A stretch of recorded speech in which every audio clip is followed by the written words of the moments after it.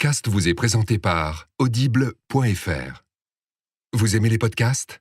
Vous allez adorer les livres audio. Téléchargez-les et écoutez-les sur votre smartphone. Avec l'offre d'essai, le premier livre audio est offert sur audible.fr/slate.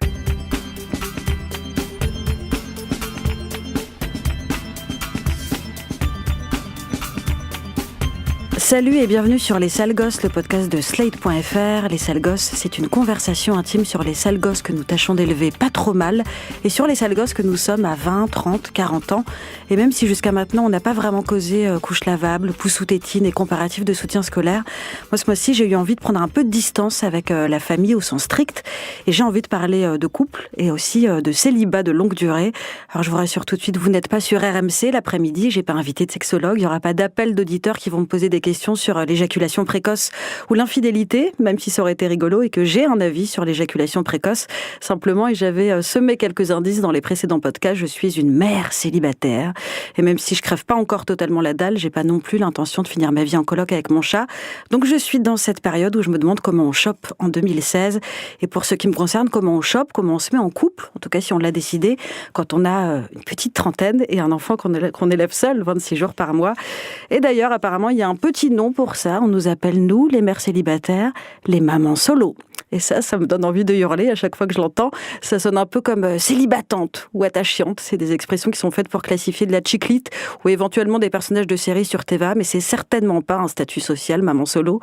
Et l'angoisse, comme souvent, c'est quand tu vas sur Internet et que tu regardes ce qu'on te propose quand tu tapes ces mots-là. Moi, par exemple, je me suis abonnée à plein de comptes Instagram de mamans solo revendiquées. À la base, c'était juste pour vérifier si elles avaient une vie un peu plus merdique que la mienne. Et en fait, moi, je vois juste défiler des photos avec des meufs qui ont des suites maman poule et des gamins avec des suites mini cool.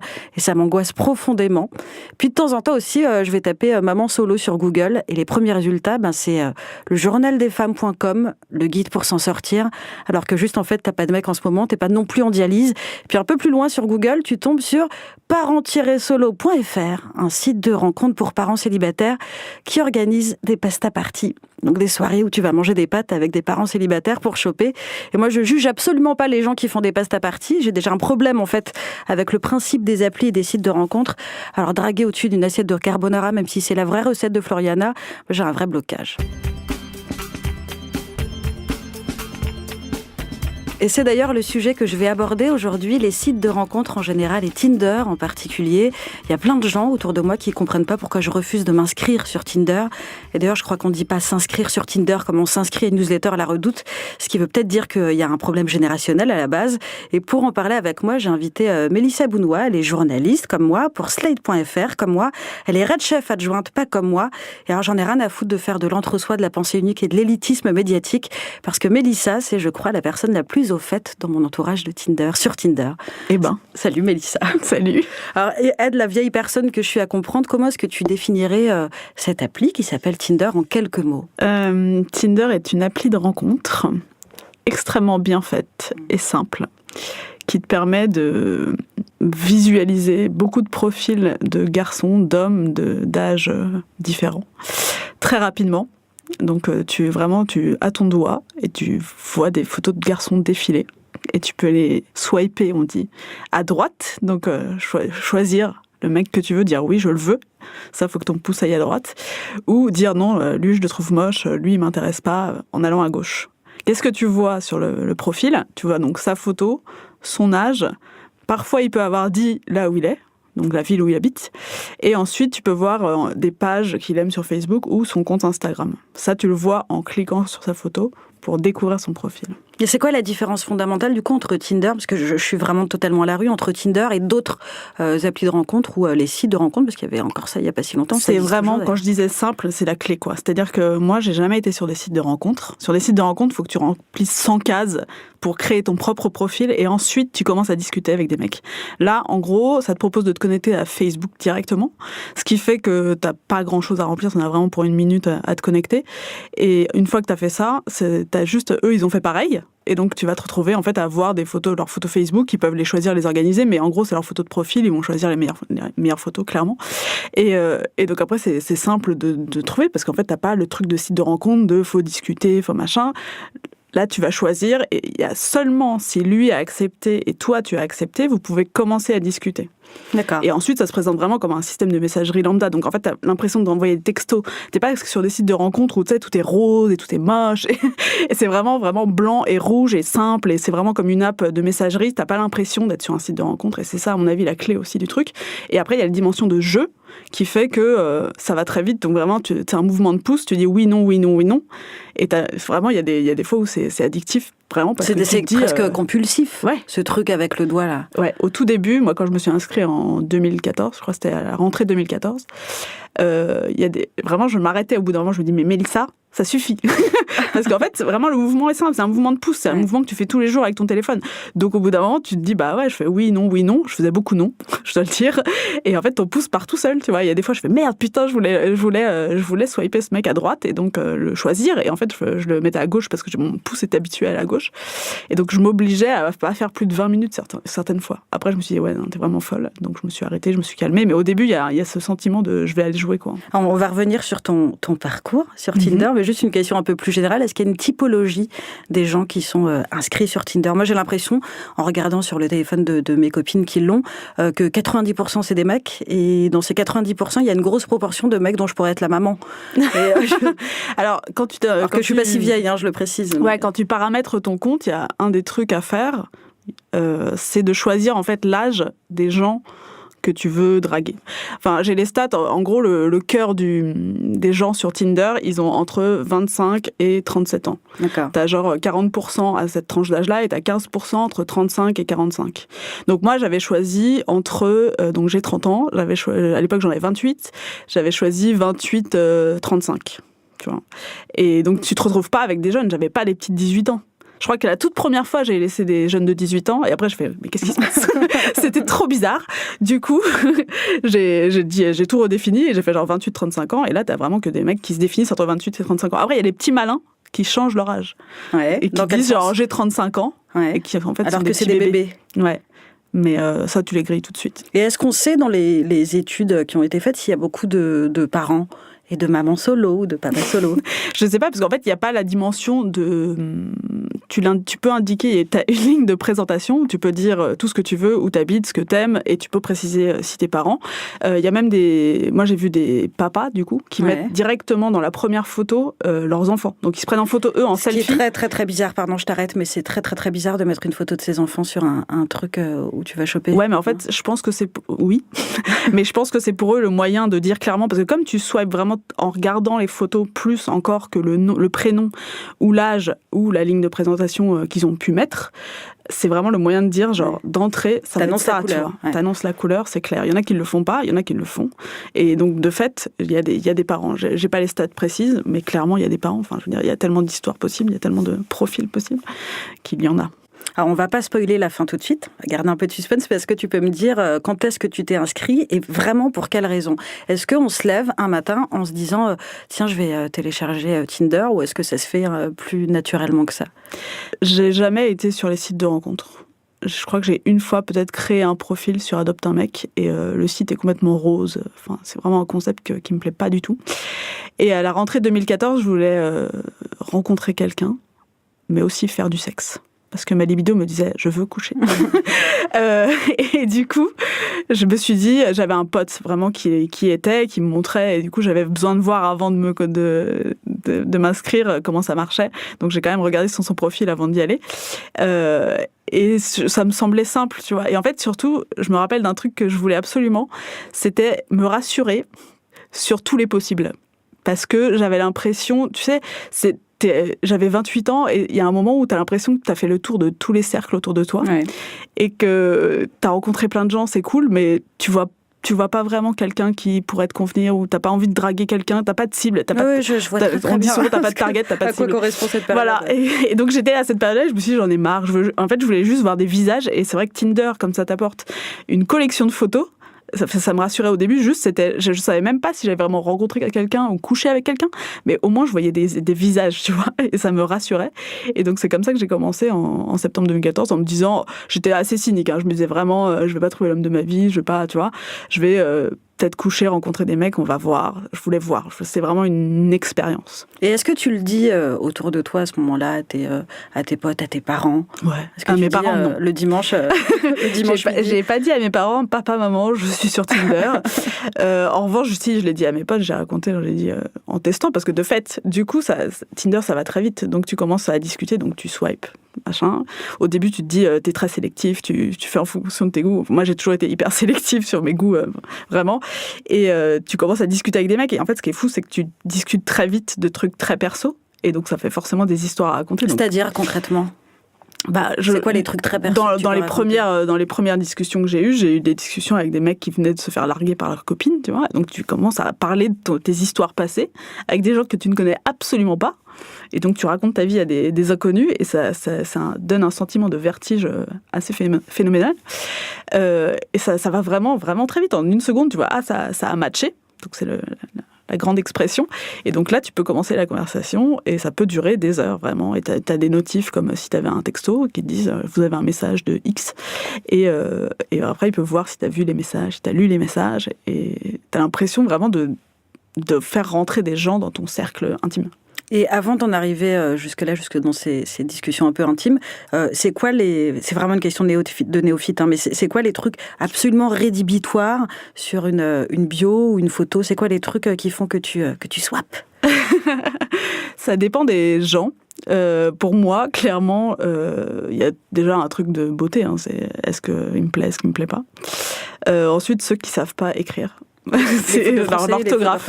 Les fautes d'orthographe, vraiment, ça me heurte. Donc, j'arrêtais la conversation si c'était trop comme ça. Et après, il y a ceux où tu vois vraiment qu'ils ont des techniques de drague, des pick-up lines, des phrases qu'ils font à chaque fois, tu vois, où les mecs qui font du volume, tu vois, ils envoient les mêmes trucs.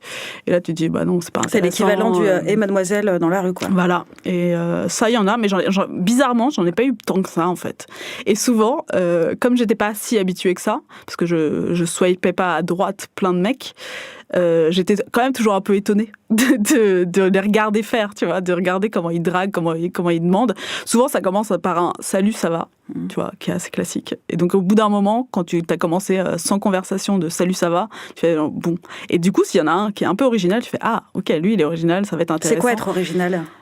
Faire une blague, commencer par une blague, où il y a ceux qui vont faire une blague sur le fait de faire une accroche classique, et il y en a qui vont faire des accroches complètement originales, qui vont t'envoyer direct, genre tu peux envoyer des gifs sur Tinder. C'était pas depuis le début, mais du coup ça marche assez bien.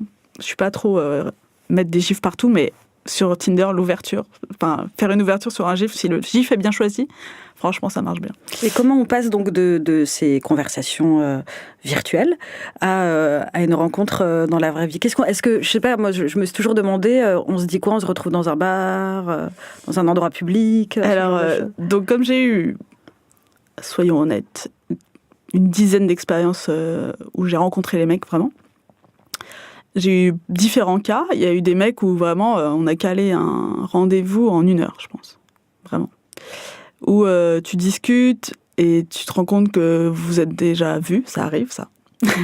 Et donc tu te dis, bon, bah ok, j'ai pas peur, je vais y aller, machin. Il y en a certains où j'ai discuté pendant 2 semaines et je les ai jamais vus.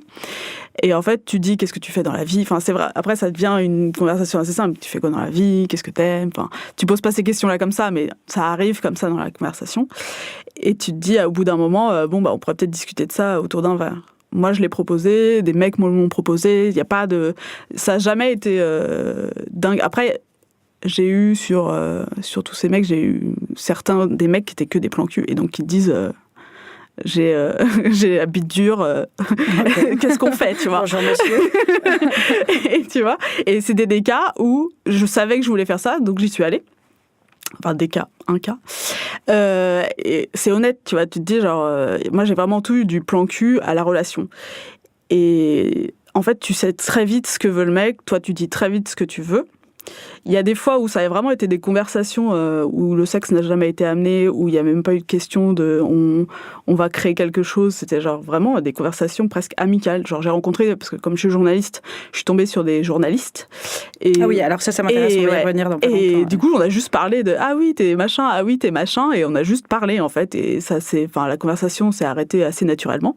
Et on s'est jamais rencontrés dans un bar. Mais quand il doit y avoir rencontre, c'est juste tu veux prendre un café, quand est-ce qu'on se retrouve et ça se fait. Après, il y a le moment où tu arrives dans le café. Alors, tu disais que tu avais commencé, que tu t'étais mise à Tinder pour élargir ton cercle. Et en fait, précisément, j'ai l'impression que c'est pas ce qui se passe, puisque pareil, j'ai plein d'amis autour de moi qui tombent sur des collègues, sur le petit frère d'un pote, ce genre de choses. Et alors, qu'est-ce qui se passe à ce moment-là quand tu tombes sur ton voisin? Quand tu tombes sur ton voisin, il faut savoir que ça se trouve, ton voisin ne va pas tomber sur toi. Et donc, si tu le swipes à gauche, donc si tu le refuses, il te voit pas. Il sait pas que tu as refusé. Et ça se trouve, il tombera jamais sur toi. Donc, il saura pas que tu es sur Tinder. Donc, c'est pas grave. Et si lui, il tombe sur toi, il peut se dire que ça se trouve, toi, tu ne l'auras jamais vu. Donc, il y a une espèce de... Si jamais un jour vous êtes amené à parler de ça, si tu amènes dans la conversation, vous allez le savoir. Mais en vrai, moi, je suis tombée sur des gens que je connais assez bien. Pas mon meilleur ami, et en fait, je me suis jamais retrouvée face à eux en disant ah ouais, t'es sur Tinder. Enfin, j'ai jamais eu la conversation, alors que c'est des gens que je connais assez bien. On peut faire comme si c'était jamais arrivé, quoi. Ouais, vraiment. Mais vraiment, parce qu'il y a quand même assez de monde. Ça dépend de comment tu définis tes critères, mais c'est vraiment critères d'âge et de géolocalisation. Il y a vraiment beaucoup de gens, en fait. Donc, c'est pas grave et on va pas t'en parler en te disant au fait, ça, c'était le cas au début, mais maintenant, en 2016, donc ça a été créé en 2012, ça fait 4 ans. Il y a vraiment, vraiment beaucoup de monde. Alors, donc, il y a le risque potentiel donc, de tomber sur des proches et il y a le risque plus inquiétant de tomber sur des dingos. Alors, moi, une des raisons pour lesquelles je fais un blocage là-dessus, c'est que je trouve qu'en tant que meuf, on est déjà tellement exposé au harcèlement, les mains au cul dans le métro, les micro-agressions, tout ça. Je trouve que c'est presque se jeter dans la gueule du loup. Comment tu fais pour te protéger des cinglés et du harcèlement Les dingos, en fait, tu les vois tout de suite. Déjà, il faut avoir matché avec le dingo. Donc, c'est vrai que dans son profil, a priori, comme c'est des photos, Facebook, son compte Instagram, sa ligne de présentation, tu vas pas savoir s'il est dingo. Mais ensuite, en discutant avec lui, tu vas vite le comprendre. Et une fois que si le mec s'avère dingo, tu le supprimes et le mec ne peut plus te contacter. Et s'il veut te recontacter, il faudrait qu'il te retrouve et que vous rematchiez. Or, toi, tu ne vas pas le rematcher, vu que tu sais qu'il est dingo, que tu sais qui c'est, tu vois. Ouais. Sauf s'il se recrée un autre profil. Moi, je ne suis jamais tombée sur un fou. D'accord. Et j'ai passé, 1 an et demi sur l'appli on and off, tu vois, avec des périodes où j'y étais plus, des périodes où je suis revenue. Je suis jamais tombée sur un dingo. Il n'y en a pas plus sur Tinder qu'ailleurs. C'est pas Tinder qui va faire que le mec est fou. C'est juste un autre moyen de rencontre. Et donc forcément, comme l'appli est très utilisée, que c'est un peu le truc du moment, on va dire, voilà, il y a des faits divers à cause de Tinder. Moi, dans mon entourage, parmi toutes les amies et amis que j'ai eu aucun cas de folie totale, tu vois. Après, c'est des gens névrosés. Oui, parce que sans aller jusqu'à tomber sur Guy Georges, il peut y avoir juste un malaise au moment où tu rencontres la personne. Je sais que j'ai vu passer sur Twitter une espèce de dispositif dans les toilettes d'urgence pour les filles, pour que tu puisses dire au secours, venez me chercher. Le traditionnel, comme dans un mauvais rendez-vous, un appel à un ami qui t'appelle, qui te dit genre, vite pars. Ouais. Je crois que c'est peut-être fondamentalement le problème que j'ai avec Tinder et toutes ces applis, moi je suis pas une décroissante de la séduction genre à l'ancienne, tout ça. Je vais pas au bal le samedi soir, mais j'aime bien l'idée que les choses se fassent un peu par hasard et ne même pas savoir moi-même dans quoi je mets les pieds. C'est-à-dire que j'ai eu des histoires où je pensais que ça allait être que des histoires de cul et en fait j'ai fait un enfant avec cette personne, ou pas toujours, mais je fais pas des enfants avec tous mes plans cul. Et puis parfois l'inverse, alors que là c'est le contraire, c'est-à-dire que il y a une espèce de logique de consommation un peu, l'effet de capitalisme de la drague qui me pose un problème. Oui, l'effet de catalogue te laisse penser ça, que tout le monde est là pour baiser, pour trouver juste un plan d'un soir. Dans mon histoire à moi, je me suis retrouvée un jour, un matin à 9h, à voir que ça avait matché avec un Nicolas. Je regarde le profil de ce garçon et je me rends compte qu'il ne correspond pas forcément à mes critères habituels et je me dis, c'est pas moi qui l'ai choisi, ça doit être Hugo qui s'amuse à prendre mon portable pendant les soirées et à swiper pour moi. Hugo qui a un ami donc. Un ami.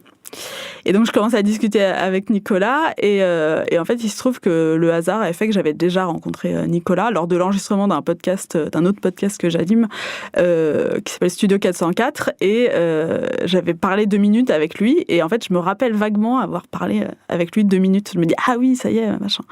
Et donc, on continue à discuter. Et il est vraiment très sympa. Je devais aller au Japon. Il était déjà allé au Japon. Alors, on parle de Japon et il me dit est-ce que tu veux aller boire un verre pour en discuter. En plus c'était l'été donc c'était facile, tu vois, les apéros c'est plus facile l'été et donc on se retrouve le soir et on discute et on passe une super soirée. Et je me dis j'aurais jamais swipé ce garçon. Mais là, juste pardon, je fais un aparté mais je me rends compte que j'ai dit swapé tout à l'heure, ce qui est totalement la honte, c'est swiper en fait, swiper, c'est ça. Voilà, ouais. donc j'ai 85 ans. Il n'y a pas vraiment de mot français, il faudrait qu'on le trouve. C'est juste faire un mouvement de pouce à droite. D'accord. Et donc on passe une super soirée. Et donc je me dis c'est fou et c'est génial. Et on s'est revus. Et on est partis en vacances ensuite, 15 jours après. Enfin, pardon, parce qu'il y a un enchaînement un peu rapide. Comment on passe de ça à on part en vacances ensemble? On a passé une super soirée, et du coup, on a repassé d'autres super soirées. On s'entendait juste super bien. En fait, on s'était tous les deux dit que c'était clairement pas dans les discussions qu'on avait un plan cul. On était amusés de se retrouver alors qu'on avait déjà discuté 6 mois avant et lui se rappelait et moi je me rappelais vaguement et on était amusés par ça et en fait ça s'est vraiment bien passé et en fait il se trouve que je devais partir en vacances au Japon, donc on avait parlé de Japon et que j'ai eu un problème de passeport donc je suis jamais partie au Japon et lui il revenait de vacances et il avait une semaine et je lui dis comme ça se passait super bien, je lui ai dit, tu veux pas qu'on parte en vacances? Et on est parti en vacances. Et j'adore ta vie. Quand on est parti en vacances, je suis arrivée chez lui pour qu'on prenne l'avion. Je me suis dit, genre, je l'adore, mais je vais passer 10 jours avec un mec que je connais depuis 15 jours. Et j'avais très peur, mais en même temps, je l'avais, tu vois, tous les rendez-vous me faisaient penser que ça se passerait bien. Et ça s'est super bien passé. Et depuis, on est toujours ensemble. Et ça fait combien de temps? Ça va faire 5 mois, 6 mois. Ça se passe très bien. Alors, quand vous parlez de votre couple à vos potes et à mon obsession des parents et du repas du dimanche, mais est-ce que vous dites quoi? Vous dites on s'est rencontrés sur Tinder ou grâce à Hugo? On dit Tinder. J'ai mis du temps à dire à Nicolas que Hugo l'avait choisi. Ça l'a amusé. Enfin, je crois, en tout cas. C'est ce qui m'a laissé penser.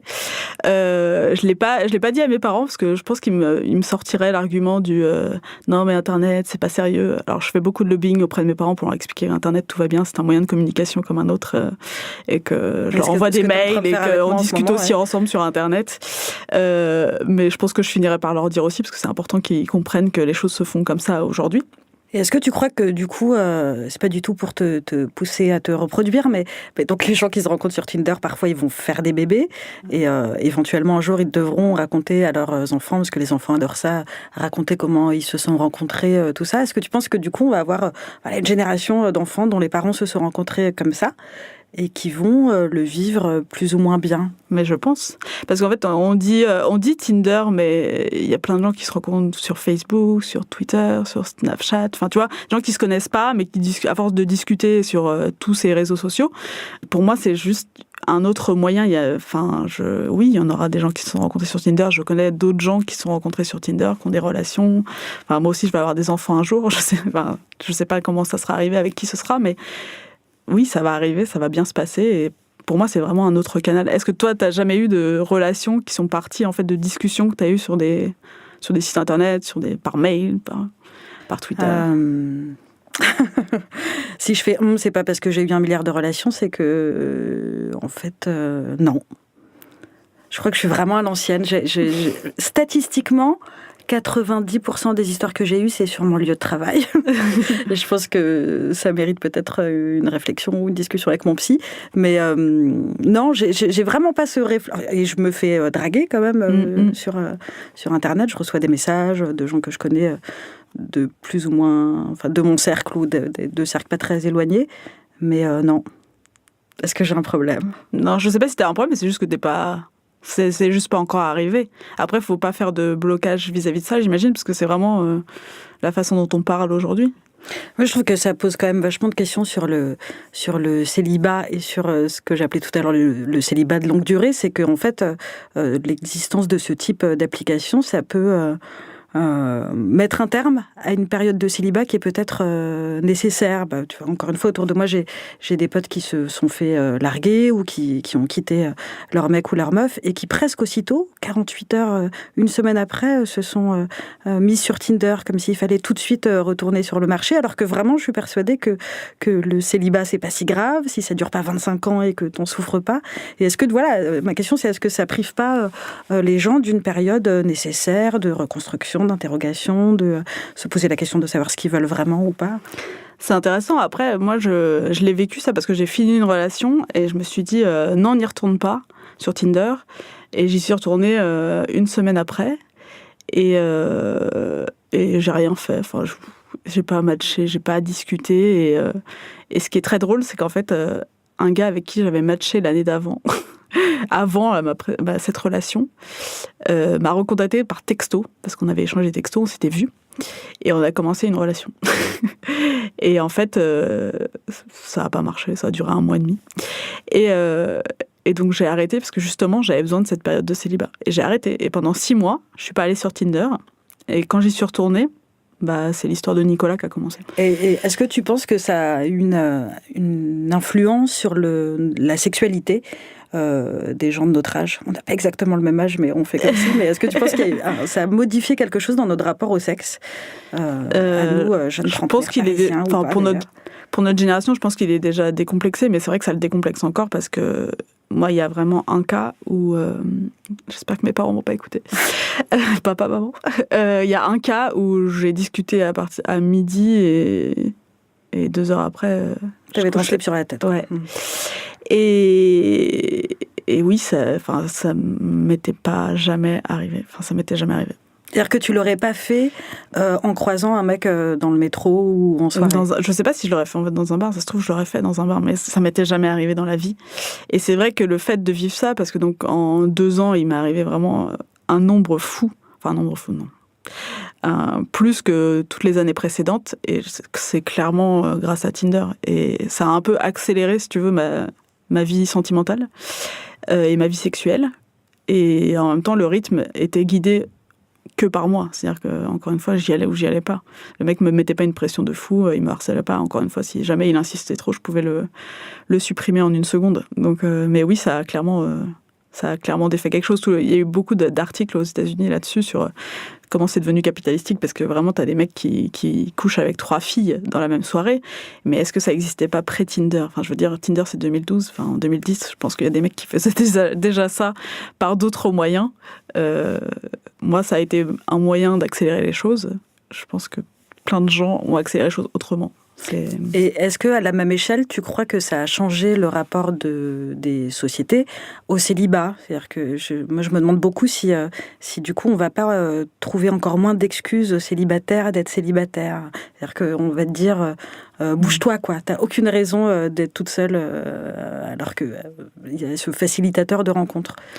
C'est vrai que quand j'ai eu une amie qui s'est plainte d'être célibataire, qui me dit j'en ai marre, je rencontre pas de mec, je suis triste, en même temps j'ai envie que ce soit un moment magique, enfin tu vois, ou même pas un moment magique, mais juste le hasard, tu vois, tu rencontres quelqu'un, c'est cool, dans un bar, dans une soirée, et puis voilà, vous embrassez. Et je lui dis mais c'est Tinder, enfin, vraiment, elle me dit ouais mais c'est pas magique, je veux pas, machin. Et elle me dit arrête de mettre la pression. Parce qu'elle existe, cette pression. Elle existe parce que notre société fait que faut être en couple. C'est comme ça, faut être en couple, faut être marié, faut avoir des enfants. Enfin, maintenant, ça a changé. Il y a quand même beaucoup plus de cas, mais ça le met. Mais quand elle m'a dit ça, je me suis vraiment rendu compte. Je lui ai dit genre fais ce que tu veux, tu vois. C'est juste, je te dis, c'est un moyen parmi d'autres. Oui, ça te dit. C'est possible, c'est très très facile. Pourquoi t'es seule? Moi, je poserai jamais cette question à mes amis. C'est juste quand elles me disent qu'elles ont besoin de sexe ou d'un mec, je leur dis, moi j'ai testé. Vois pour toi, teste pour toi. Mais notre société ne fait que ça, ne fait que te dire soyez en couple, soyez bien, soyez à 2. Moi, après 1 an de Tinder, j'ai fait genre waouh, je vais être célibataire, laissez-moi tranquille. Mais ça me rassurait d'avoir dans un coin, tu vois, le fait que j'aurais la possibilité si je voulais y revenir. Je savais aussi, si je pouvais être célibataire, c'est aussi parce que je me disais que si je voulais ne plus l'être, c'était moins compliqué. En fait, je crois que le propre de mes précédentes relations, je disais tout à l'heure que c'était sur mon lieu de travail ou en tout cas au boulot, pas forcément avec des collègues, mais au travail, grâce au travail. Et le propre de ces relations-là, c'est que elles m'ont pas coûté d'efforts particuliers. C'est-à-dire que je me lève le matin pour aller au travail. Et il y a des hommes avec lesquels j'ai eu des histoires. Alors que Tinder, je trouve que tu es déjà dans une démarche, tout ça. Il faut sortir de chez soi. Et moi, j'ai un gros problème, par exemple, c'est que je suis très, très casanière. C'est hyper compliqué pour moi de sortir. J'annule quasiment toutes les soirées auxquelles je suis invitée. Je les appelle fêtes d'anniversaire. Je pose des lapins. Je suis la pote qui pose des lapins. Et donc en fait techniquement le truc c'est que ça va m'inscrire dans une démarche proactive, c'est-à-dire qu'il va falloir que je propose un rendez-vous, que je m'organise, que je sors de chez moi, que je m'habille, qu'éventuellement je mette du gloss, tu vois, j'en sais rien, mais que je sois active et je pense que effectivement c'est peut-être ça qui me pose un problème. Je suis peut-être dans la séduction passive. Donc du coup le truc c'est plus que tu préfères que l'amour vienne à toi. En fait, je suis en train de me rendre compte que je suis une putain de princesse, alors que je déteste ça et que j'ai pas du tout je suis pas du tout une princesse dans la vie. Mais peut-être qu'effectivement, j'aime bien l'idée qu'on vienne me chercher, parce que l'avantage quand on vient te chercher, c'est que tu vas pas te prendre devant. Tu sais que si la personne vient à toi, c'est qu'a priori tu lui plais, tout ça. Et c'est vrai que en cherchant bien, je crois que j'ai jamais été moi-même branchée un mec. C'est jamais moi qui ai dragué. Je déteste ce mot, mais j'ai jamais été voir un mec pour lui proposer un truc. Ils sont toujours venus. On posait un genou à terre. Non, mais c'est vrai. Mais là, tu vas être dragué aussi. Tu sais, une fois que la discussion commence, tu vas être dragué. Enfin, je veux dire. Moi, dans tous les cas, c'est un truc de drague qui se passe et c'est un jeu de ping-pong, c'est une discussion, mais tu vas clairement être dragué. Le seul moment où tu es seul, c'est quand tu prends l'appli, tu la télécharges et que tu te connectes, ça te prend à peu près 1 minute 30. Et ensuite que tu choisis. Mais ensuite, c'est un jeu de drague et les rendez-vous sont des rendez-vous. Mais vraiment, il y a les 10 premières minutes où c'est drôle, souvent c'est drôle. Et après, ça peut être une super discussion. Et quand tu as eu des bonnes discussions avant, tu connais déjà un peu la personne. C'est ce que je disais au tout début sur l'intimité des discussions. Tu as l'impression de connaître quand même vachement cette personne parce que tu te rends compte que tu sais plein de trucs sur sa vie. Elle t'a dit plein de trucs sur sa vie. Et donc, tu peux passer une super soirée comme tu aurais passé une super soirée. Et souvent, tu sais des discussions que tu vas passer un bon moment et clairement, tu vas te faire draguer, quoi. Ça vient à toi. C'est juste qu'il y a eu ce petit moment de téléchargement d'une appli qui est, je l'avoue, moi aussi, hein, quand la toute première fois, je me suis dit, relou. Quand j'ai téléchargé, je me suis dit, c'est un truc, quoi. C'est pas n'importe quoi, je m'en souviens, je sais quand je l'ai fait. Mais du coup, je me demande s'il n'y a pas une forme de sexisme qui a été un peu intégrée, parce que déjà autour de moi, tous ceux qui sont anti-Tinder, très réticents, c'est que des meufs. Ouais. Et vraiment, en étant tout à fait honnête avec moi, je me dis que si j'étais un garçon, ça me poserait beaucoup moins de problèmes socialement, de dire je suis sur On a Tinder, intégré le fait qu'on ne devrait pas chercher. On a intégré ce truc de princesse, quoi. C'est le moment où tu es féministe, Nadia, et où tu dis non.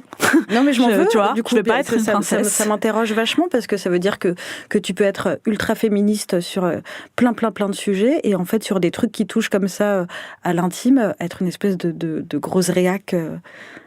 On a intégré ça comme on a intégré le fait qu'il fallait être en couple, tu vois, le truc dont on parlait sur faut pas être célibataire. Et c'est le moment où, et moi ça a changé ma vie, et en bien, tu vois. Donc j'aime beaucoup comment tu lâches pas l'affaire pour me convaincre. Non mais oui, parce que je pense que j'avais la même angoisse que toi, j'avais le même sexisme en moi de genre je dois me faire draguer, ça doit être magique, ça doit être un moment, ça doit être dans une soirée. Et en fait, je suis arrivée sur Tinder et en fait je me suis retrouvée face à des cercles, parce que tu tombes sur des mecs qui sont dans tes cercles de cercles, qui sont des gens que tu rencontrerais en soirée.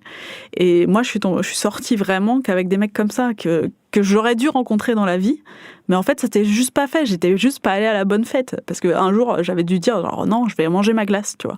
Et c'est la même chose. Et donc, je me dis, c'est trop con. Et Et en fait, je les vois arriver, je discute avec eux et ça se passe bien. Tu te dis, putain, c'est fou quand même. Et là, tu viens de gagner un point, de marquer un point. Ouais, parce que aussi, il y a ce truc, c'est que des inconnus. Mais en fait, non, c'est ça le truc que j'ai assez facile avec Tinder, c'est que comme tu es géolocalisé, c'est autour de toi. Donc, t'habites dans l'Est parisien, j'imagine. Et donc, ça va te trouver les gens qui habitent aussi dans l'Est. Tu peux changer le faisceau. Donc, tu peux aller de 2 km. Moi, j'avais mis 2 km pour avoir Paris. Je suis dans ma bulle, donc. Et tu peux aller jusqu'à, je pense, 100 km. Tu peux choper un mec dans le 15e. Ouais, et tu peux aussi choper un mec en Iran. Tu peux discuter avec un mec en Iran, parce que tu peux faire le monde entier, et après je crois qu'il faut payer si tu veux, si t'es genre en Iran et que tu veux parler avec des filles de Paris ou des mecs de Paris, tu vois. C'est comme ça que j'ai parlé avec un Américain que j'ai fini par l'interviewer, donc il n'y avait aucun enjeu, tu vois, j'ai trouvé une interview sur Tinder aussi. Mais donc en fait tu te retrouves vraiment, tu tombes sur des gens, tu dis ah oui, je l'ai déjà vu dans une soirée, mais je sais pas qui c'est, t'as jamais parlé avec lui, et il se peut que vous matchiez, que vous rencontrez, et en fait c'est comme si tu l'avais rencontré samedi soir à la fête de trucs, et que vous étiez allé boire un verre le dimanche parce que vous étiez bien entendu, ou vous aviez couché ensemble. Et ça facilite la chose parce que moi, dans les 2 cas où j'ai vraiment eu des longues relations, c'est des gens que j'avais déjà croisés dans des endroits. Et donc Nicolas, j'avais parlé avec lui, mais le précédent, j'avais pas parlé avec lui. Et en fait, c'est fou parce qu'ils étaient là, tu vois. Sauf que ça, c'était juste jamais fait. La vie avait fait que j'avais pas parlé à ces personnes. D'accord. Et est-ce que du coup, là, quand on parle féminisme, du sexisme qu'on a intégré, t'as un peu plus envie d'y aller pour tester ? Ouais, parce que c'est un truc que j'ai envie de corriger pour le coup. Si je me rends compte que j'ai intégré une forme de sexisme, ça me pose un problème et j'ai envie d'agir différemment. Et je pense que vraiment la question que ça pose, au-delà du simple fait de rencontrer ou pas quelqu'un sur Tinder, c'est comment les femmes, elles peuvent admettre, moi comprise donc, admettre qu'elles peuvent être dans une démarche un peu proactive de la séduction, qu'elles peuvent aller chercher quelqu'un et pas attendre sur un balcon comme réponse avec leurs cheveux longs qu'on vienne les chercher et monter sur leurs tresses.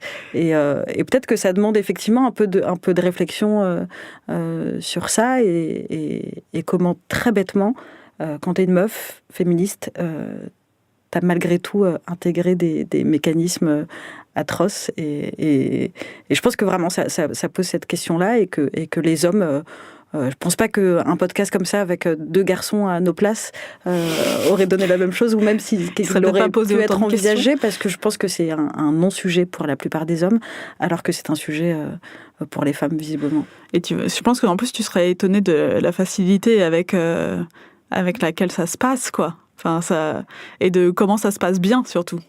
Parce que tous les rendez-vous que j'ai faits, il y en a, je pense, 2 où je me suis dit, qu'est-ce que tu fous là ? Et en fait, ça faisait quand même des bonnes histoires à raconter à mes potes. Donc, je l'ai pas mal vécu, tu vois. Je me suis pas dit, genre, plus jamais sur Tinder. Ça aurait pu juste être des soirées qui auraient mal fini, des fêtes, enfin, tu vois, des trucs comme ça. Mais le reste, ça a été des relations, des petites relations, tu vois. Mais tu donnes tellement tout pour me convaincre. Si jamais je rencontre un mec sur Tinder et qu'on a un enfant, je l'appellerai Mélissa. Je te jure, c'est promis. Et si c'est un mec, tu l'appelles Mélissa. Je l'appellerai Mélisso. Alors en attendant de télécharger ou pas Tinder sur mon téléphone, moi je vais continuer à rester chez moi avec mon chat et mon sapin et ma fille qui s'appelle Sacha donc, et on a regardé sur Netflix mon conseil culture de ce mois-ci. C'est une série qui s'appelle Gilmore Girls et normalement tout le monde a entendu parler de cette série, en particulier ces derniers temps parce qu'il y a la 8e saison qui vient de sortir sur Netflix. Les 7 autres saisons avaient été mises en ligne il n'y a pas très très longtemps. Et pour résumer, même si c'est impossible à résumer une série comme ça, c'est l'histoire d'une mère et de sa fille. Donc forcément, je m'identifie beaucoup. Et dans une petite ville américaine, tout ça. Et donc, on suit 2 trajectoires assez différentes qui se rejoignent parfois. Et dans cette 8e saison, la fille a une 30aine d'années et c'est une loseuse, tout ça. Et la mère a un petit peu moins de 50 ans et c'est aussi une loseuse. Et c'est des loseuses magnifiques, c'est des loseuses célestes. Elles arrivent à sublimer toutes les merdes qui leur arrivent dans la vie, ce qui n'arrive jamais dans la vraie vie. Mais c'est des espèces de modèles pour ma fille et moi, et on s'appelle mutuellement Rory et Lorelai, ce qui est un peu honteux. Et ce qui me fait dire que peut-être il va falloir que je rencontre quelqu'un, parce que quand tu commences à te donner des surnoms de séries, c'est que ça craint. Donc voilà, ça s'appelle Gilmore Girls et c'est sur Netflix.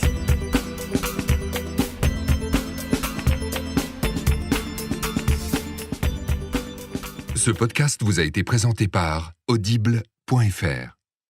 Vous aimez les podcasts ? Vous allez adorer les livres audio.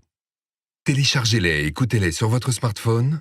Avec l'offre d'essai, le premier livre audio est offert sur audible.fr/slate. Des fois où c'est addictif, vraiment, parce que C'est presque compulsif, ouais. ce truc avec le doigt là. Ouais, au tout début, moi quand je me suis inscrite en 2014, je crois que c'était à la rentrée 2014, vraiment je m'arrêtais au bout d'un moment, je me dis mais Mélissa, ça suffit. Parce qu'en fait, vraiment le mouvement est simple, c'est un mouvement de pouce, c'est un mouvement que tu fais tous les jours avec ton téléphone.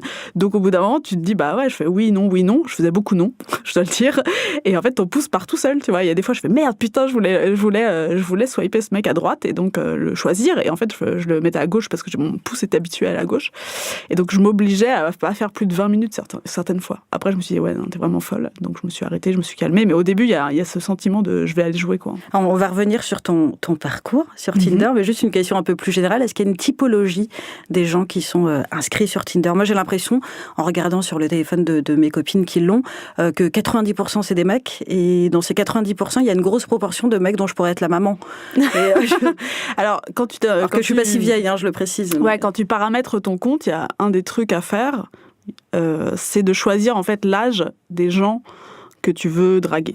Enfin, j'ai les stats, en gros, le cœur des gens sur Tinder, ils ont entre 25 et 37 ans. D'accord. T'as genre 40% à cette tranche d'âge-là et t'as 15% entre 35 et 45.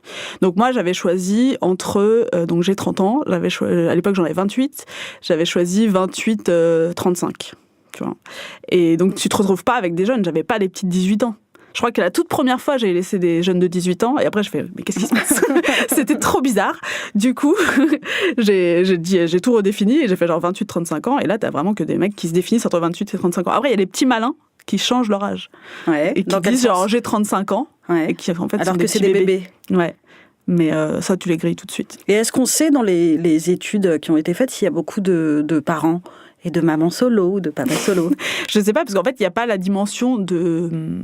Tu peux indiquer, tu as une ligne de présentation, tu peux dire tout ce que tu veux, où tu habites, ce que tu aimes, et tu peux préciser si t'es parent. Il y a même moi j'ai vu des papas, du coup, qui mettent directement dans la première photo leurs enfants. Donc ils se prennent en photo, eux, en selfie. Ce qui est très, très, très bizarre, pardon, je t'arrête, mais c'est très, très, très bizarre de mettre une photo de ses enfants sur un truc où tu vas choper. Ouais, mais en fait, je pense que c'est... Oui, mais je pense que c'est pour eux le moyen de dire clairement, parce que comme tu swipes vraiment en regardant les photos plus encore que le prénom ou l'âge ou la ligne de présentation qu'ils ont pu mettre, c'est vraiment le moyen de dire, genre, d'entrée, ça t'annonces ça, la couleur. Tu vois. T'annonces la couleur, c'est clair. Il y en a qui ne le font pas, il y en a qui le font. Et donc, de fait, il y a des parents. J'ai pas les stats précises, mais clairement, il y a des parents. Enfin, je veux dire, il y a tellement d'histoires possibles, il y a tellement de profils possibles qu'il y en a. Alors, on va pas spoiler la fin tout de suite, garder un peu de suspense, parce que tu peux me dire quand est-ce que tu t'es inscrit et vraiment pour quelle raison. Est-ce qu'on se lève un matin en se disant tiens, je vais télécharger Tinder, ou est-ce que ça se fait plus naturellement ? Une petite trentaine et un enfant qu'on élève seul 26 jours par mois. Et d'ailleurs, apparemment, il y a un petit nom pour ça. On nous appelle, nous, les mères célibataires, les mamans solo. Et ça me donne envie de hurler à chaque fois que je l'entends. Ça sonne un peu comme célibatante ou attachante. C'est des expressions qui sont faites pour classifier de la chiclite ou éventuellement des personnages de séries sur Teva, mais c'est certainement pas un statut social, maman solo. Et l'angoisse, comme souvent, c'est quand tu vas sur Internet et que tu regardes ce qu'on te propose quand tu tapes ces mots-là. Moi, par exemple, je me suis abonnée à plein de comptes Instagram de mamans solo revendiquées. À la base, c'était juste pour vérifier si elles avaient une vie un peu plus merdique que la mienne. Et en fait, moi, je vois juste défiler des photos avec des meufs qui ont des suites maman poule et des gamins avec des suites mini cool. Et ça m'angoisse profondément. Puis de temps en temps aussi, je vais taper maman solo sur Google et les premiers résultats, c'est le journaldesfemmes.com, le guide pour s'en sortir, alors que juste en fait t'as pas de mec en ce moment, t'es pas non plus en dialyse. Puis un peu plus loin sur Google, tu tombes sur parent-solo.fr, un site de rencontre pour parents célibataires qui organise des pasta parties, donc des soirées où tu vas manger des pâtes avec des parents célibataires pour choper. Et moi je juge absolument pas les gens qui font des pasta parties, j'ai déjà un problème en fait avec le principe des applis et des sites de rencontres. Alors draguer au-dessus d'une assiette de carbonara, même si c'est la vraie recette de Floriana, j'ai un vrai blocage. Et c'est d'ailleurs le sujet que je vais aborder aujourd'hui, les sites de rencontres en général et Tinder en particulier. Il y a plein de gens autour de moi qui ne comprennent pas pourquoi je refuse de m'inscrire sur Tinder. Et d'ailleurs, je crois qu'on ne dit pas s'inscrire sur Tinder comme on s'inscrit à une newsletter à la Redoute, ce qui veut peut-être dire qu'il y a un problème générationnel à la base. Et pour en parler avec moi, j'ai invité Mélissa Bounoua. Elle est journaliste comme moi pour Slate.fr comme moi. Elle est Red Chef adjointe, pas comme moi. Et alors, j'en ai rien à foutre de faire de l'entre-soi, de la pensée unique et de l'élitisme médiatique, parce que Mélissa, c'est, je crois, la personne la plus mise au fait dans mon entourage de Tinder, sur Tinder.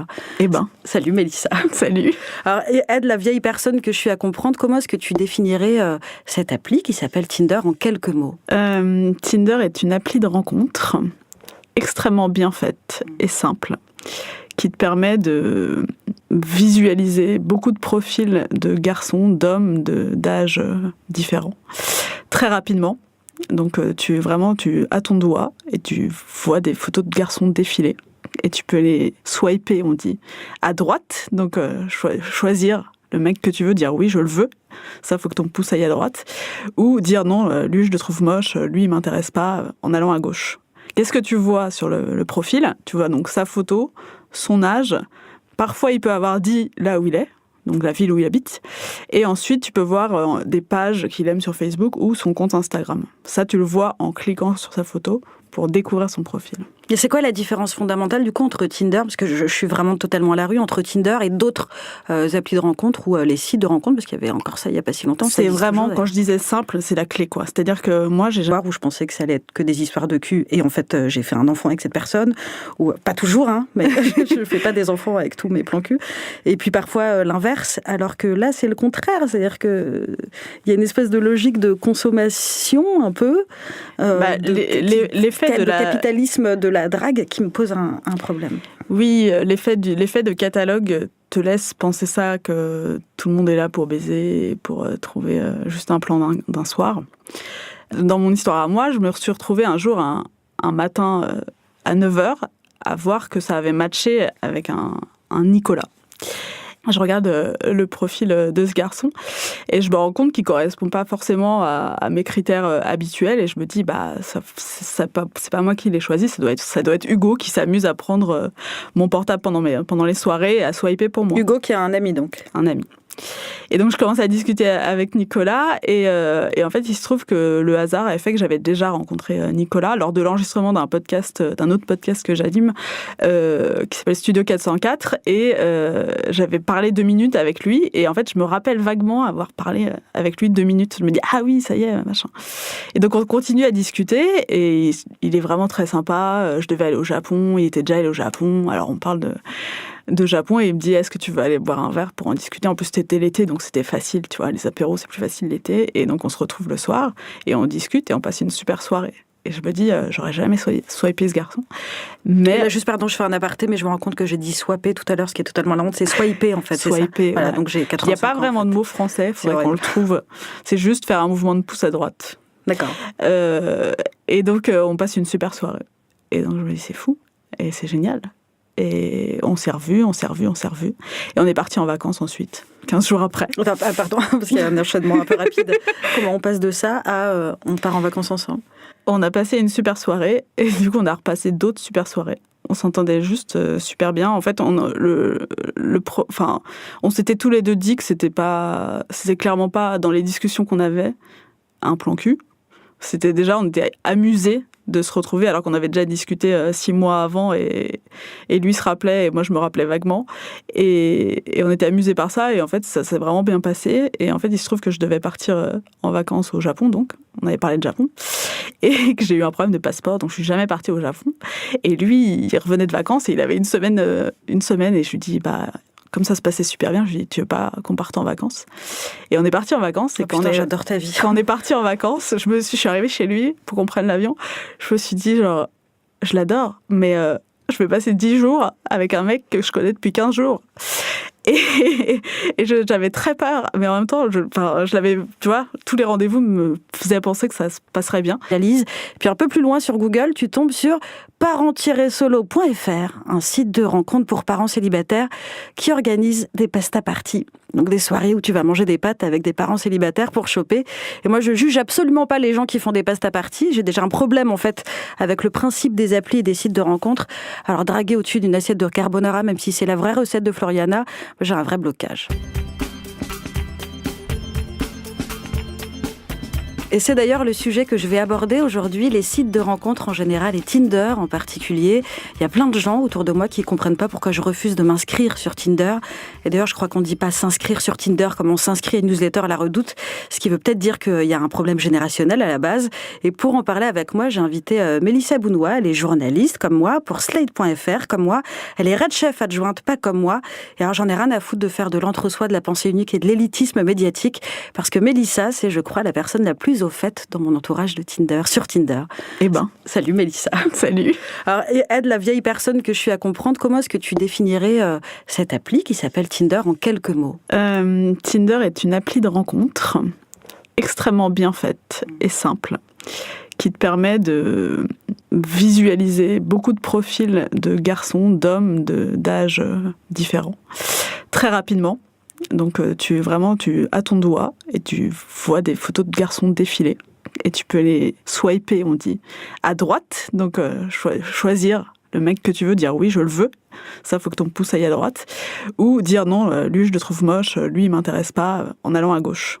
Qu'est-ce que tu vois sur le profil ? Tu vois donc sa photo, son âge, parfois il peut avoir dit là où il est, donc la ville où il habite, et ensuite tu peux voir des pages qu'il aime sur Facebook ou son compte Instagram. Ça tu le vois en cliquant sur sa photo pour découvrir son profil. Et c'est quoi la différence fondamentale du coup entre Tinder, parce que je suis vraiment totalement à la rue, entre Tinder et d'autres applis de rencontres ou les sites de rencontres, parce qu'il y avait encore ça il n'y a pas si longtemps. C'est vraiment, quand je disais simple, c'est la clé quoi. C'est-à-dire que moi j'ai jamais été sur des sites de rencontres. Sur des sites de rencontres, il faut que tu remplisses 100 cases pour créer ton propre profil et ensuite tu commences à discuter avec des mecs.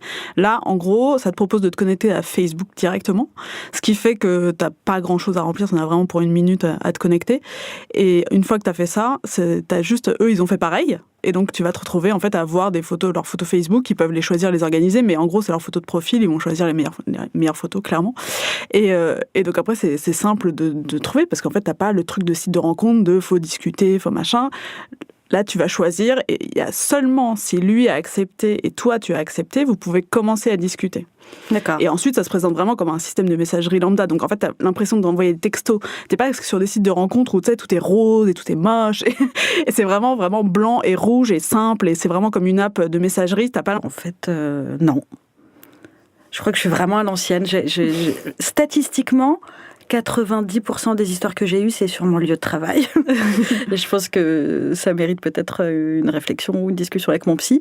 Mais non, j'ai vraiment pas ce réflexe. Et je me fais draguer quand même sur Internet. Je reçois des messages de gens que je connais de plus ou moins... Enfin, de mon cercle ou de cercles pas très éloignés.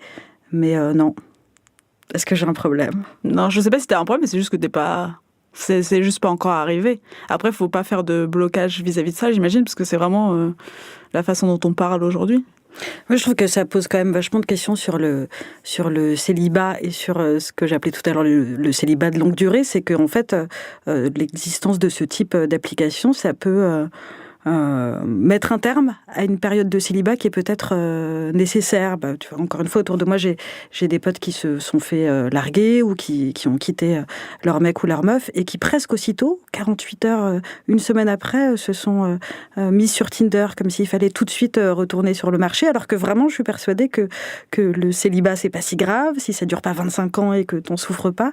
Et est-ce que, voilà, ma question, c'est est-ce que ça prive pas les gens d'une période nécessaire de reconstruction, d'interrogation, de se poser la question de savoir ce qu'ils veulent vraiment ou pas.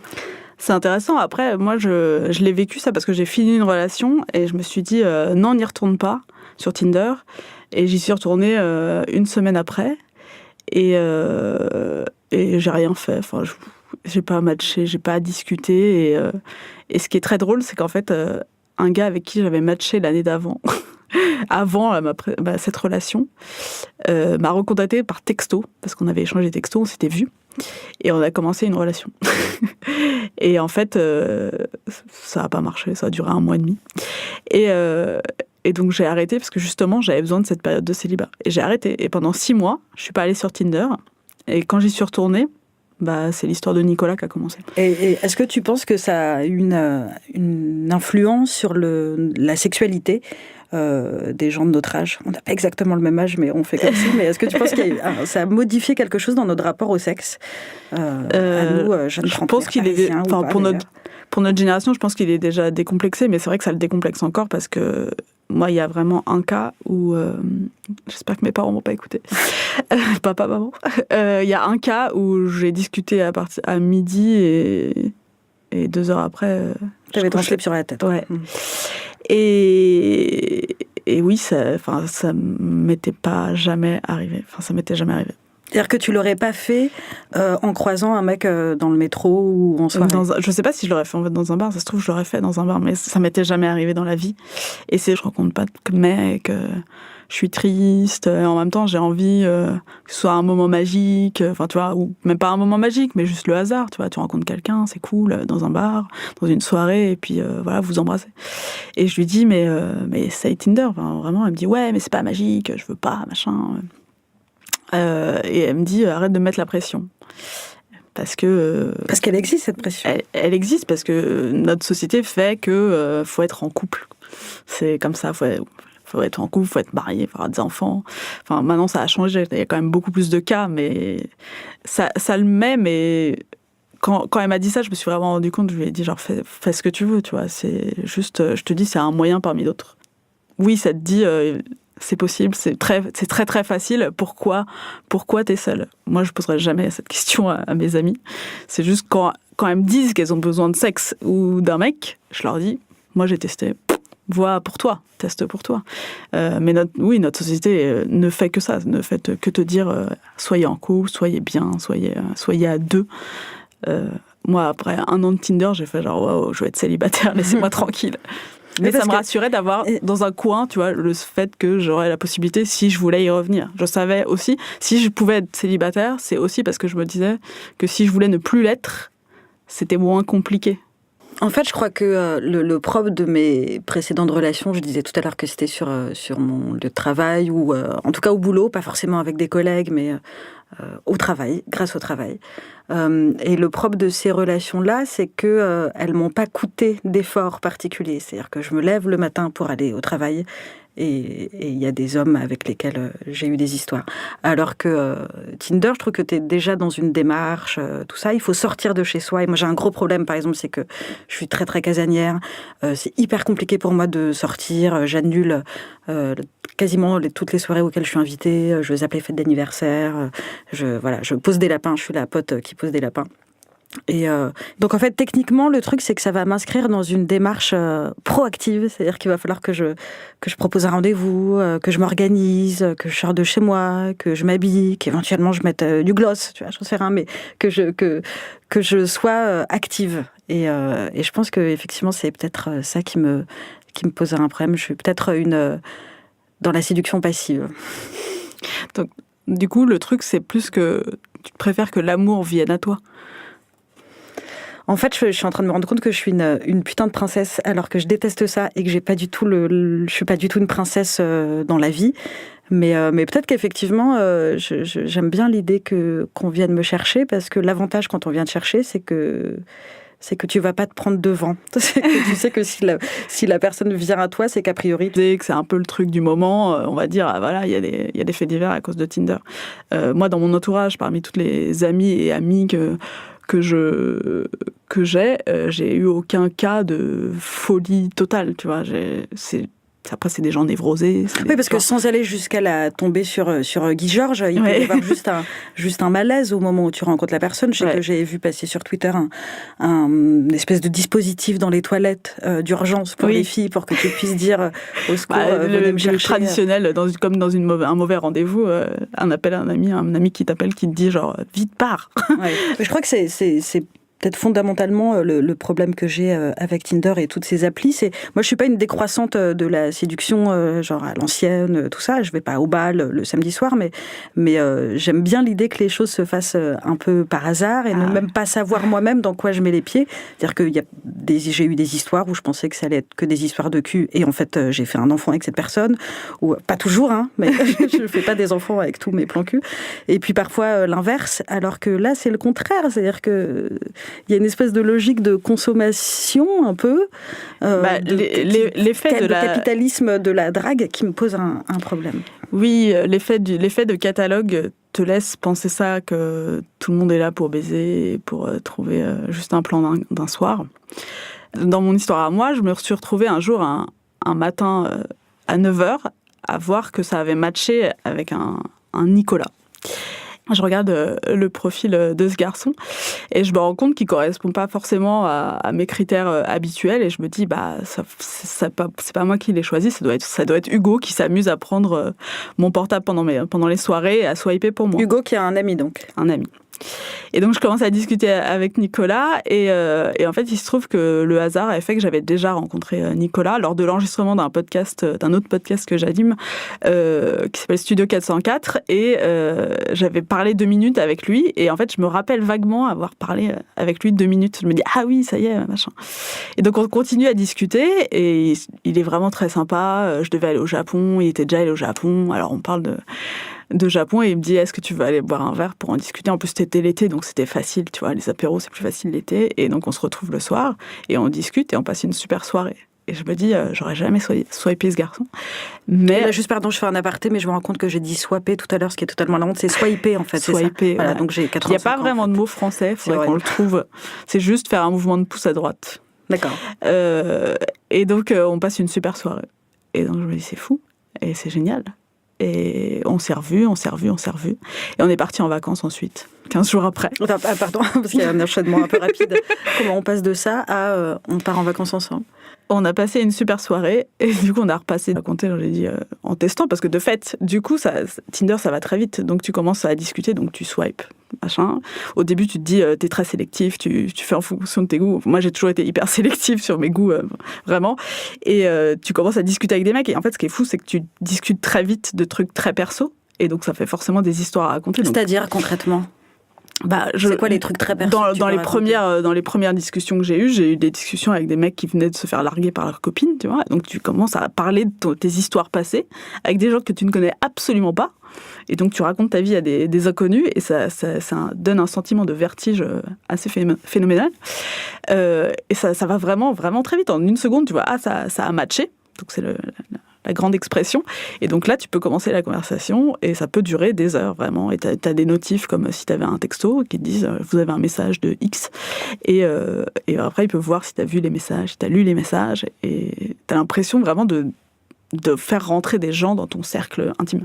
Et avant d'en arriver jusque dans ces discussions un peu intimes, c'est vraiment une question de néophyte, hein, mais c'est quoi les trucs absolument rédhibitoires sur une bio ou une photo? C'est quoi les trucs qui font que tu swaps? Ça dépend des gens. Pour moi, clairement, il y a déjà un truc de beauté, hein, c'est est-ce qu'il me plaît, est-ce qu'il me plaît pas. Ensuite, ceux qui savent pas écrire. Les fautes d'orthographe, vraiment, ça me heurte. Donc, j'arrêtais la conversation si c'était trop comme ça. Et après, il y a ceux où tu vois vraiment qu'ils ont des techniques de drague, des pick-up lines, des phrases qu'ils font à chaque fois, tu vois, où les mecs qui font du volume, tu vois, ils envoient les mêmes trucs. Et là, tu te dis, bah non, c'est pas intéressant. C'est l'équivalent du et mademoiselle dans la rue, quoi. Voilà. Et ça, il y en a, mais bizarrement, j'en ai pas eu tant que ça, en fait. Et souvent, comme j'étais pas si habituée que ça, parce que je swipais pas à droite plein de mecs, j'étais quand même toujours un peu étonnée de les regarder faire, tu vois, de regarder comment ils draguent, comment ils demandent. Souvent, ça commence par un « salut, ça va », tu vois, qui est assez classique. Et donc, au bout d'un moment, quand tu as commencé sans conversation de « salut, ça va », tu fais « bon ». Et du coup, s'il y en a un qui est un peu original, tu fais « ah, ok, lui, il est original, ça va être intéressant ». C'est quoi être original ? Faire une blague, commencer par une blague, où il y a ceux qui vont faire une blague sur le fait de faire une accroche classique, et il y en a qui vont faire des accroches complètement originales, qui vont t'envoyer direct, genre tu peux envoyer des gifs sur Tinder. C'était pas depuis le début, mais du coup ça marche assez bien. Je suis pas trop mettre des gifs partout, mais sur Tinder, faire une ouverture sur un gif, si le gif est bien choisi, franchement, ça marche bien.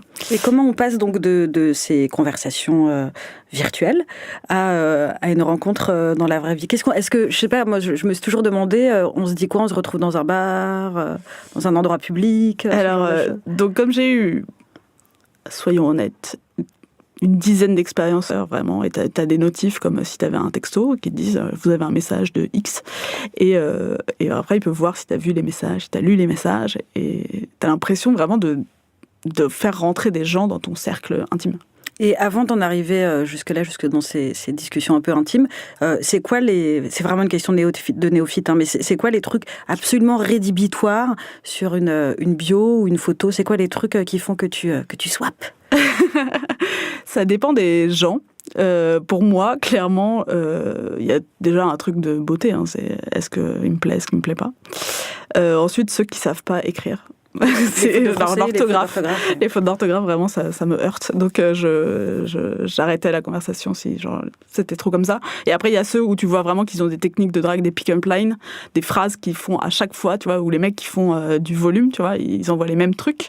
Et là, tu te dis, bah non, c'est pas intéressant. C'est l'équivalent du « et mademoiselle » dans la rue, quoi. Voilà. Et ça, il y en a, mais bizarrement, j'en ai pas eu tant que ça, en fait. Et souvent, comme j'étais pas si habituée que ça, parce que je swipais pas à droite plein de mecs, j'étais quand même toujours un peu étonnée de les regarder faire, tu vois, de regarder comment ils draguent, comment ils demandent. Souvent, ça commence par un « salut, ça va », tu vois, qui est assez classique. Et donc, au bout d'un moment, quand tu as commencé sans conversation de « salut, ça va », tu fais « bon ». Et du coup, s'il y en a un qui est un peu original, tu fais « ah, ok, lui, il est original, ça va être intéressant ». C'est quoi être original ? Faire une blague, commencer par une blague, où il y a ceux qui vont faire une blague sur le fait de faire une accroche classique, et il y en a qui vont faire des accroches complètement originales, qui vont t'envoyer direct, genre tu peux envoyer des gifs sur Tinder. C'était pas depuis le début, mais du coup ça marche assez bien. Je suis pas trop mettre des gifs partout, mais sur Tinder, l'ouverture, faire une ouverture sur un gif, si le gif est bien choisi, franchement, ça marche bien. Et comment on passe donc de ces conversations virtuelles à une rencontre dans la vraie vie ? Est-ce que, je sais pas, moi, je me suis toujours demandé, on se dit quoi ? On se retrouve dans un bar, dans un endroit public ? Alors, donc comme j'ai eu, soyons honnêtes, une dizaine d'expériences où j'ai rencontré les mecs, vraiment. J'ai eu différents cas. Il y a eu des mecs où vraiment on a calé un rendez-vous en 1 heure, je pense. Vraiment. Où tu discutes et tu te rends compte que vous êtes déjà vus, ça arrive, ça. Et donc tu te dis, bon, bah ok, j'ai pas peur, je vais y aller, machin. Il y en a certains où j'ai discuté pendant 2 semaines et je les ai jamais vus. Et en fait, tu dis, qu'est-ce que tu fais dans la vie ? Enfin, c'est vrai, après, ça devient une conversation assez simple. Tu fais quoi dans la vie ? Qu'est-ce que t'aimes ? Enfin, tu poses pas ces questions-là comme ça, mais ça arrive comme ça dans la conversation. Et tu te dis, au bout d'un moment, bon, bah, on pourrait peut-être discuter de ça autour d'un verre. Moi, je l'ai proposé, des mecs me l'ont proposé. Il y a pas de... Ça n'a jamais été dingue. Après, j'ai eu sur tous ces mecs, j'ai eu certains des mecs qui étaient que des plans cul.